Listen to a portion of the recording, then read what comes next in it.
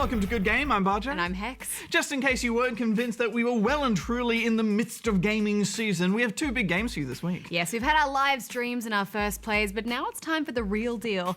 We deliver our full thoughts on Fallout 4. You have to learn to give up your attachment to material possessions. Here, this is everything I have. Oh, you're really going to... welcome. Also this week, you can just about set your watch to the annual Call of Duty release, and this time around, it's a dark vision of the future with Black Ops 3. Sandra, I need reinforcements at my location. Heavy NRC forces have surrounded us. But before all that, we're wondering, can you name the game for this week? Barry, what's our ETA? 30 seconds, Chief. Let's go save this guy's future. And now here is Goose with the news. Here's what's making headlines. Konami is teaming up with a leading prosthetic artist in the UK to create a one-off prosthetic inspired by Metal Gear Solid 5. Artist Sofia de Oliveira Barata and a team of engineers will create the limb for 25-year-old amputee gamer James Young.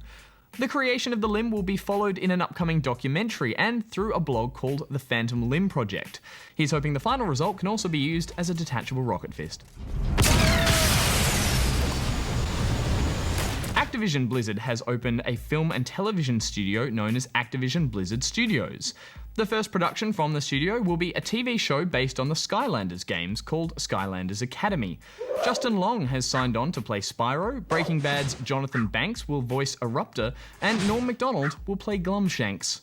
The studio also announced its intention to create a Call of Duty movie and possibly a Call of Duty TV show too.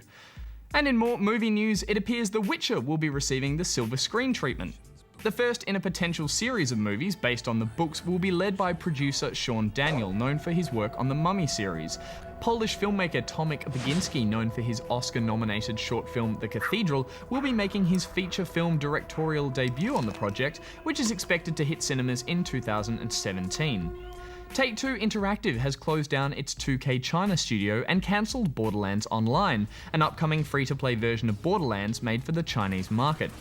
In a statement, Take-Two said the decision was made due to the fact that the time required to finish the project would not yield a favourable return on investment. Roughly 150 staff were affected by the closure. And that's all for this week. It's been another year, which means another Call of Duty, and this time around things get a bit weird. This is COD 3. Human bioaugmentation has become commonplace throughout the developed world. The sheer scale of this disaster has overwhelmed the authorities. Superstorms continue to hammer the region, hampering relief efforts. Make no mistake, this is a new Cold War. We may not always see our enemies, but they are out there. We find ourselves 50 years in the future where drones and robot soldiers fill the battlefield, and humans find themselves becoming more machine than man. It's a pretty similar setting to last year's Advanced Warfare, isn't it? But remember how last year you lost one arm at the start of the game? Yeah. Well, this time, you lose both arms. Dialed it up a notch, Hex. What?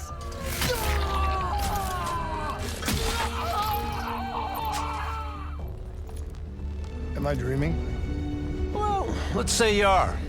There are a lot of similarities, but I think it's developed well enough into its own thing. Why not just go with it, right?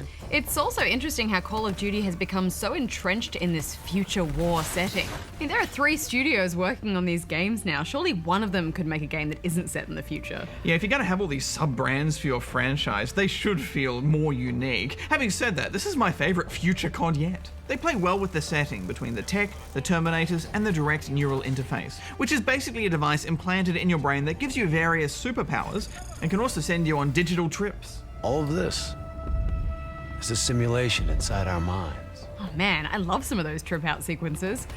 There's one really long one that I think made for one of the best COD missions I've ever played. And in general, they've put a lot of effort into the story this time, haven't they? Yeah, it's still a Call of Duty story though. It's bombastic and over the top and occasionally quite hard to follow. But it is more personal and focuses on the characters themselves, which helps pull you through all of the absurdity. Is there a reason I'm only finding out about this tracker shit right now? You and Kane into keeping secrets from me? Although, unlike Black Ops 2, you never make any decisions that affect the outcome of the story, so it always plays out the same, which is kind of a shame because I thought that was a really interesting direction for the series to take. Yeah, but I think also focusing just on this one story without those branching elements means they've been able to tell a stronger story. Although there isn't much of a connection at all between this and the previous game's storylines. They're in the same universe, and they mention some characters from the older games, but that's about it. I wouldn't thank Menendez. He was a prick who got what he deserved. One thing I thought was great is that for the first time ever, they let you be either male or female, and then use you as an actual character in the cutscenes. These f***ers mean business. So do we. I think it works so well to ditch the silent protagonist and put you in the story too. You know, usually with Call of Duty games, I feel a little bit like a camera with a gun that's just being swept through the action, but this is great. And as a bonus, I was stoked to see Katie Sackhoff, aka Starbuck from Battlestar Galactica in the game. So cool. This is a simulation, right? Like in training.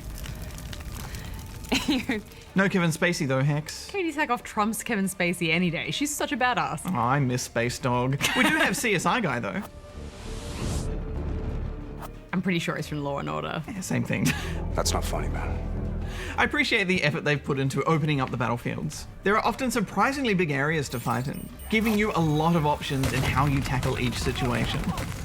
Yeah, and I liked all the RPG elements and character progression too. After each mission, you head back to a home base where you can spend points to upgrade your abilities and weapons. Your abilities vary depending on which of 3 cores you choose from. The Control Core gives you abilities that focus on taking control of robots, making them fight for you, or turning soldiers' exoskeletons against them. The Chaos Core gives you powers like setting loose a swarm of nanobots, or causing robots to catch on fire, while the Martial Core gives you moves like a powerful ground smash or melee takedown. They really mix up how you have to approach combat depending on which core you choose, and it provides nice incentive to replay missions with different styles. There's other notable additions to the campaign as well. Firstly, there's a new realistic difficulty, where basically one shot will kill you. So that's bullshit. Yeah, it's kind of funny though, because people have always pointed out how unrealistic COD games are, and rightly so. So this kind of feels like the developers are going, fine, you want realistic? Well, there you go, see how much fun that is. It's a lot of effort to go to just to make that point. I'm sure there's someone out there who will enjoy that particular bit of bullshit. And it probably works better when combined with the other more enjoyable addition, 4-player online co-op. I'm so glad they've included this. Yeah, and it's great that you can just join games that are in progress. Plus, they've done well to make sure the solo experience doesn't suffer from the kind of co-op design choices we saw in Halo 5. I mean, you can play through this solo and never feel like you need backup, but having friends along is always fun. So this is one of the strongest COD campaigns in years, and it's also one of the longest. But in a nice surprise, there's not just one campaign, there's 2. Yeah, so once you finish the game, you actually unlock Nightmares mode. Think back to Coalescence. The start of your journey, the beginning. This remixes the order of the levels and completely changes the story through some new voiceover. So now, rather than fighting through a robot-filled dystopian future, it's a robot and zombie-filled future. It does feel a little strange that they just mute all the characters in the cutscenes and the new voiceover just rewrites what's going on. Hendrix was on edge. We were in a quarantine zone, one of many walled-off areas separating humanity from the undead. But it's a clever way of reusing assets, and you certainly can't say that they've done it half-assed. This is a whole new campaign with zombies. Yeah, and they've added in a lot of the mechanics from the traditional zombie mode. So your power cores and RPG mechanics are gone, and instead you find power-ups, weapon drops, and magic boxes as you play. Also, it's interesting, they've made all the campaign missions unlocked right from the start, so you don't have to play through in sequence. That's so strange, isn't it? And I wonder if we're going to start seeing this more and more in games. I mean, when you go to the movies, you can't start with the end of the movie and then go back to the beginning. You have to watch it, the whole thing in order. Yeah, but like in every other sort of medium, you know, if you're reading a book or watching a movie at home, you can skip through a boring bit if you want to and just get to the part that you actually really enjoy. So there's something in that. And the question is, why would you do that? Why would you play the end first and then the beginning? But I think it's quite nice not to have it locked off. Yeah. You know, because I'm still going to play it through from start to finish. But there may be people out there who, want to skip certain sections. They don't like the stealth bits, you know? Let's do what we do best. Kill some bad guys. Like the old days? Like the old days.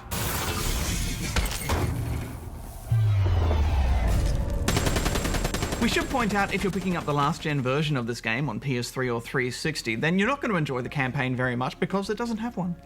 Yeah, and that's interesting, isn't it? Because they obviously couldn't get that, current gen polished game, on the last gen consoles. But is it still worth doing it? Is it better than nothing? Well, I think that this game is probably stronger on next gen because of that. They're not trying to squeeze it onto last gen, so that's something. And I guess for me personally, I spend most of my time in the multiplayer for these kinds of games, so it wouldn't be too big a deal for me if I was only stuck with last gen hardware. Yeah, so if you're a Call of Duty fan who only plays a multiplayer, at least you can still buy the game if you've only got a last gen console. But when it comes to this kind of thing, I always look at the price, and the last gen copy of the game is still at around $80, where it's like $100 for the full game with the campaign and everything. That seems a bit stingy. Yeah. Well, then I guess it's just about choice, and the choice is there for you if you want to take it. You still in there? I'm still me. The traditional zombies mode makes a return in all versions of the game, where 4 of you battle it out against waves of zombies. Keep your distance, creeps. There are some new progression systems, but it's still very much the same as it's always been, where you board up windows and buy new weapons as games go on. But this time, you play through a sort of Art Deco style city that reminded me a lot of Gotham.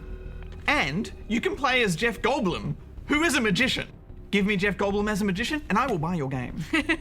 And of course, there's the multiplayer mode, which we had quite a long look at in the beta. Do you think it's held up in this final version? I think it's held up well.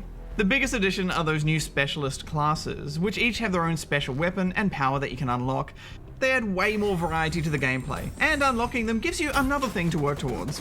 The maps are excellent too, and still full of those holes that I fall down all the time, but I loved wall running around everywhere. Yeah, wall running is great. And, I'm actually kind of glad you can't do that thrusters pack dodge that you could do in Advanced Warfare. Encounters are just that little bit more predictable and fair when your enemy can't suddenly jet all over the place. Spectre KIA. There aren't many new modes though, with the robot escort mode being the only real addition, and it's not a particularly great one. So everyone just gravitates towards Team Deathmatch by and large. But we should wrap this up, Hex, or we're not going to have enough time to talk about Fallout for ages. Yeah. Well, it's hard not to be impressed by just how much game there is here. And we haven't even mentioned the fully featured arcade game Dead Ops 2 that's hidden away. I'm giving this 4. Yeah, there's just so much game here, isn't there? There's that whole Mirror's Edge free running mode, and that Horde mode. This is just such an impressive package. I'm happy to be excited about COD again. It's the best it's been in years. I'm giving it 4.5.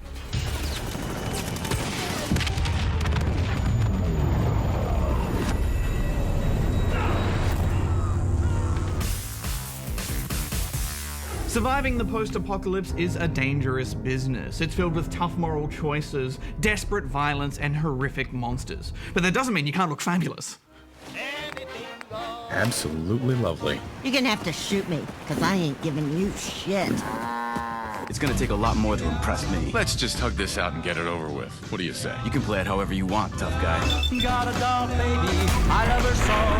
Nothing else like her anywhere you go. A man, she... What do you think of the water? It's awful. Isn't it, though? You support the news? This really isn't any of my business. She's just the way I want it to be. A million times hotter than TNT. Ad Victoriam initiate. He doesn't even know what that means, Halen. I'm only in it for the spiffy uniforms. He has the potential of becoming one of the best. Take it easy, yikes. There's an entrance test. Up yours too, buddy. Never mind. I'll find you! Find milk. Drink milk. A million times hotter than TNT.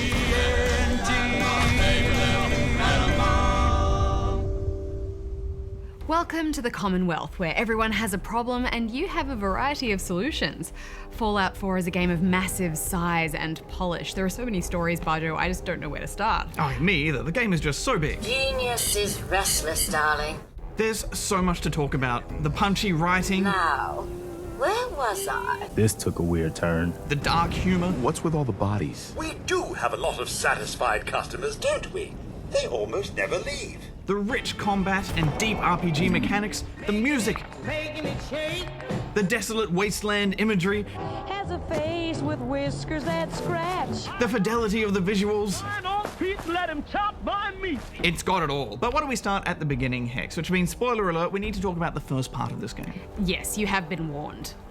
That looks nice. After some facial tweaking, your story begins in a time of worldwide political unrest. Nuclear detonations in New York and Pennsylvania. Struggles over scarce resources have put the powers on edge, which leads to the inevitable nuclear outcome. The bombs start to fall. Yes, you quickly grab your family and make your way to the vault and barely survive the blast. Oh my God!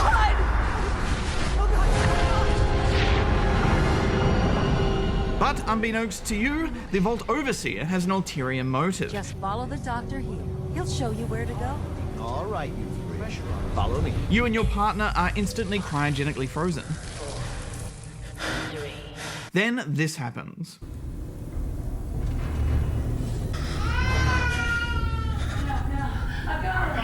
Let the boy go. I'm only gonna tell you once. I'm not giving you Sean! I'm not giving you Sean! Your partner is dead, your child is gone, and so is the world that you know. What an intro, Bajo. The fear and adrenaline you get from the sirens going off and running for the vault, panicked conversations with my neighbors around me, and their fear only adds to the intensity. Just help me pack it up! It's genuinely terrifying, and I think that's because nuclear war is a threat that we as humans can identify with. Yeah, it's a reminder that we're the first creatures that have existed on this planet in 4.5 billion years that have devised a way to quickly wipe out everything. Yay, humans, we're great. I'm so glad this game has more of a setup to the world now, although I would have liked a little bit more of a heavy emotional moment when you came out of the vault. I mean, you've just seen your partner murdered in front of you and your baby taken away, but all the conversations I had directly after that were just a little too blasé. They killed him. Oh, Mum, these things you're saying, these terrible things, I believe you need a distraction. I don't know, I interpreted that more as you're just overwhelmed by everything that has happened and you're trying to deal with it. Things do start to develop in more interesting ways when you catch up to the main storyline about 15 to 20 hours in. She was trying to keep them from taking Sean, and they just... It's okay. You don't need to say anything more. Yeah, and 15 to 20 hours is nothing in Fallout time, is it, Bajo? No, it's not. I spent about that long just trying to figure out what to wear, Hex. I have a new rule now. If I haven't worn it in 5 levels, I scrap it. The thing that first struck me about this game, Hex, is that more than the others, all the characters in this world are just living out their lives, and you're really butting into them. What is it? You know what? Never mind. I'll handle it myself.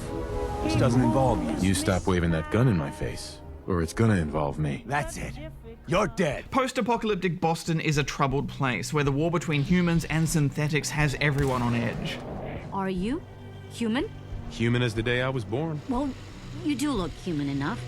But I'll be watching you. And you have a voice now too, which adds so much more to the interactions. Plus, it's brilliant voice work from both sexes. I'll take a look, sure. Let me know if you see anything you like. Do you mind if I just take a look around? I'm sorry, only paying customers are allowed beyond the reception area. I can't afford that. Sorry to hear that, sir. Do come back again. Bajo, I love that simple conversations with people in the world can start multi-stage narrative events. Such as this story with a robot teacher's aide who you teach how to love. Do you think you can have it for someone, even if the two of you are very, very different? And the next time you enter that city, you might witness them getting married. Are you sure about this? You're perfect. I only wish I had realized that sooner. Then by the power invested in me? Sweet. Kind of. Yeah, I'm not sure how that's going to work. And in classic Fallout style, when you have interactions with people in the world, you're often faced with tough choices about what you want to say. Wait, Skinny. You can't always predict the consequences. Say the wrong thing and someone might not even talk to you anymore. I'm getting bored. Why don't you make yourself scarce? Bitch. What did you say? Yeah, and if you don't have enough points in the right perk or just get a bad chance roll, then you might not be able to solve the problem peacefully. Put down the gun. Then we can talk this through. No. No, he'll kill us both. Then again, you might not want to. You know what? Just kill him. What? No! I get so upset when I can't persuade people to do what I want, Bajo. You know what? I changed my mind. I don't think I want to sell her just yet. But then again, I love that that happens. It's great RPG stuff. Yeah, it's so hard to resist the urge just to load an old save file and try again. Personally, I love playing the joke because I just love provoking people and seeing what kind of reaction you get. Look, dumbass, that's not how baseball was played. Hey, if you're such an expert, how do you think it was played? The teams would also beat the spectators to death. That's how the term spectator sport got started. Oh my god. And I think the writing is fantastic. Even 30 hours in, I'm still being surprised and chuckling along to the conversations and characters that I meet. All of our coffee is heated to a perfect 200 degrees Fahrenheit. You might want to stand back. And thanks to a new cinematic camera style, the design of these interactions and conversations are so much more organic now.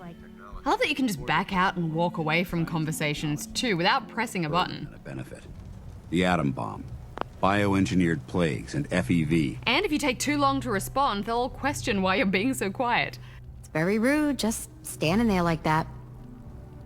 All right. It just feels normal and natural. Yeah, I think my favorite part of the conversations, though, is when you try and skip dialogue, because your character will actually make little grunts and try and hurry people along. And you are one of the good guys. Anyway. Genius. I also like the way the story is so cleverly told through objects that are placed in the world around you, whether it's notes you find on terminals or the way corpses are littered about. I mean, I don't even know what happened to this guy. It's so clever, isn't it? I just love that you're always asking yourself, what happened here? Why these guys camped here? Without a doubt, the hardest part of this game is just trying to get to your quest marker without stopping along the way. Yeah, I think it's actually impossible. Yeah, I know. There's always some event to take part in, some noise off in the distance which catches your attention, or just explore a spooky house which looks cool to explore. You can enter so many of the buildings in the cities in downtown Boston too. They've really upped the density of the zones, where one little pipe or door can lead to hours of gameplay and action.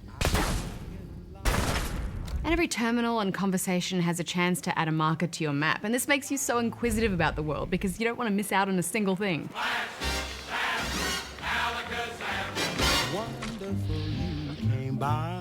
Yeah, and the best part is you don't have to do anything in order, really.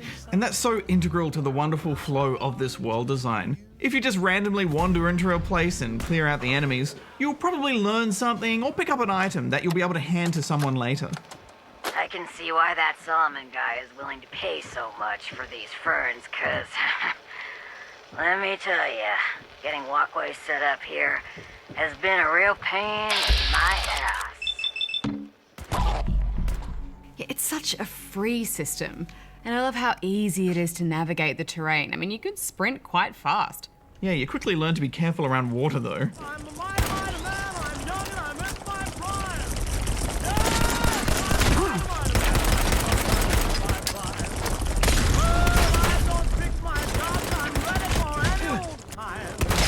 Oh, those Mirelurks, Hex. Oh, it's so scary, Bajo. The sound of their scuttling will haunt my dreams. And I'm gonna say it, I'm happy they've put more colour into this world too. I mean, in general, this isn't the sort of game environment that I truly enjoy wandering about in, Bajo. I do tend to be a bit biased towards postcard-worthy fantasy landscapes and collecting herbs and brightly coloured fields. It's just not quite the same collecting brain fungus. It's the opposite for me, Hex. I'm sick of beautiful forests. Give me a dank post-apocalyptic wasteland with rad scorpions and super mutants. Girls! Girls! Watch out! Watch out! There's a two-legged animal running about. And I find this game so beautiful, especially the interiors, where you can tell they've really upped the detail. I think this really is an incredible depiction of the post-apocalypse. Our unit has sustained casualties. And every now and again you're taken high into the sky on a tower or a broken highway, and you can see just how much there is out there to explore. And you can actually go there. It's so impressive. And now with this Fallout, you're not just one person on a mission, you're becoming a leader. We decided if you came through for us, we'd join up with the Minutemen again. If we want things to get better, we've got to start helping each other. You'll be building communities. Our food supplies are running low. And even connecting them together. See you there in a day or two. And this is the anchor of the game. You now have a place to call home, and it's all done with a deep house building and resource management system that we're still very much coming to grips with. Yes, and just a warning, if you're a little OCD about a tidy house, then this is going to be your worst nightmare. Or dream come true, I'm just not sure. There is a lot to clean up and build and manage and improve upon. Yes, and the better you make your base, the more likely it is to be attacked by raiders. Who's there?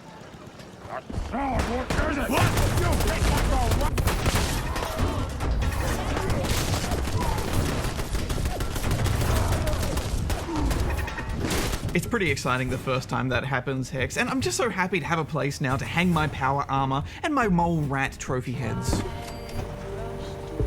And now junk is useful for more than just a few caps. This is a big deal. Everything you pick up, pencils, clipboards, desk fans, it can all be automatically turned into materials at your workbench for building. The house building controls do take some getting used to though, don't they? Yeah, who decided that it should be the same button to pick something up as it is to select something in a menu? Oh, that drove me nuts. I mean, the inventory system in general could be a lot clearer, I think. As someone who hasn't spent hundreds and hundreds of hours with these games, it took me a long time to get used to the Pip-Boy interface again. I mean, the layers of the tabs and the menus and putting on armor and trying to sort through all of your stuff, it's just a mess. Yeah, I agree that the menus aren't great, but I also kind of like that. You're dealing with this kind of primitive technology full of weird quirks. Kind of like you've got an Amiga strapped to your arm. Ugh. I do think the controls are a bit easier on PC though with a mouse. Well, they have improved a lot of the other controls, which is good. You say the word. Looting, for example, which you're doing a lot of, is very simple and painless. They've prioritized what you'll probably want to take first, like ammo and weapons, to make life easy for you. I love how true this game is to survival. And looting is such a necessity here that you treasure items of even the smallest value. Yeah, I can't stop collecting plungers, and I don't know why, but I just love them. Very serious implications. Wouldn't you agree? I gotta get them all, Hex. Well, let's get to the combat, shall we? Because that's changed quite a lot too. Yes, and I think it's fair to say that the combat in the previous games, and in Skyrim too, never quite matched the quality of the rest of the game. They were all incredible RPGs first and average action games second, but that's all changed now. You can actually play this like a shooter. Where you aim will actually hit, rather than some unseen dice roll deciding where the bullet should go. And the hallmark of the series, the VATS system, returns. It lets you select different parts of an enemy to attack and harkens back to the old school turn-based roots of this series. And now, as you use VATS, you'll slowly build up a critical attack bar. And you can save this up and unleash it on tough enemies, which is a great idea. Yeah, and you'll want to save it too, because VATS no longer pauses time, it just slows it down. So enemies get closer and closer, or sometimes move into cover, forcing you to make quicker decisions.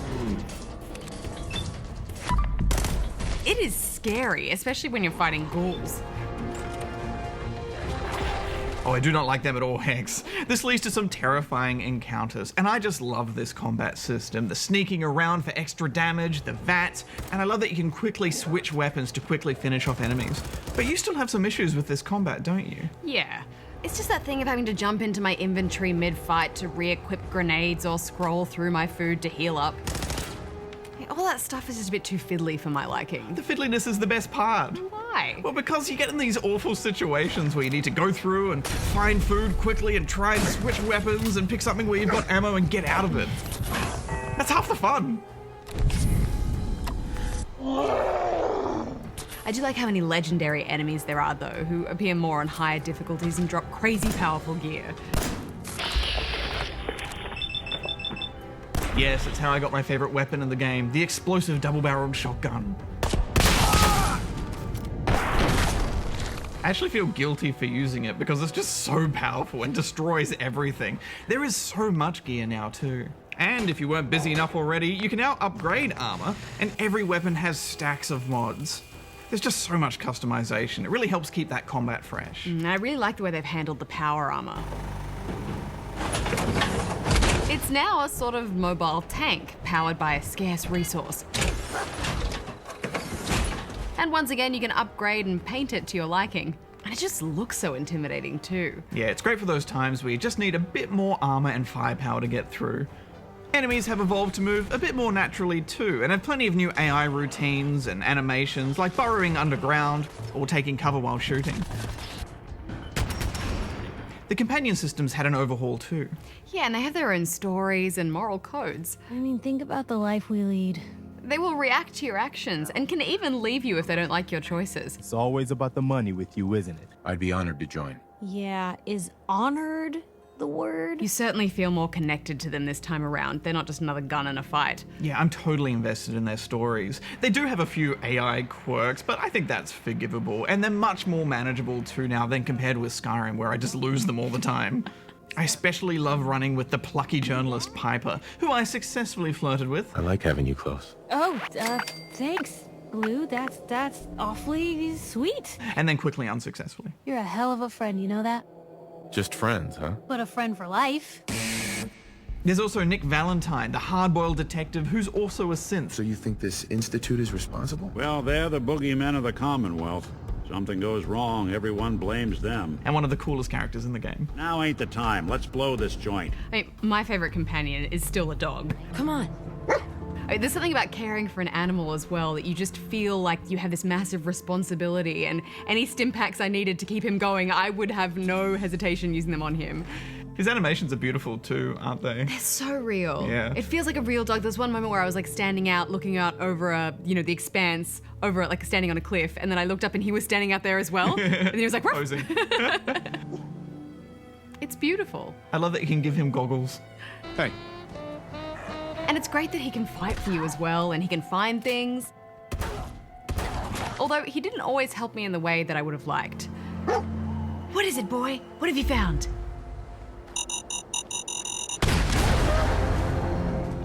Well, we should wrap this up. Hex, what are you giving it? Well, this is a game full of mysteries, many of which you may never unlock just from choices or decisions you've made, or maybe a door that you decided to walk past and never go inside. But it's a very wild walk through the wasteland. I'm giving it 4.5 out of 5 stars. I just love it so much. I love it. Every single part of this game is so satisfying. The click, click, click of the vats, the little cash register sounds you hear when enemies go down. Don't underestimate us again. The thunk of placing something in a house, collecting plungers. Some bold claims by our intrepid reporter. And most importantly, all the stories and secrets that you uncover. There aren't many games in this tier for me, Hex. It's ultimate digital satisfaction. I'm giving it 5 stars. The love's the liveliest. Life the liveliest. Way back, way back.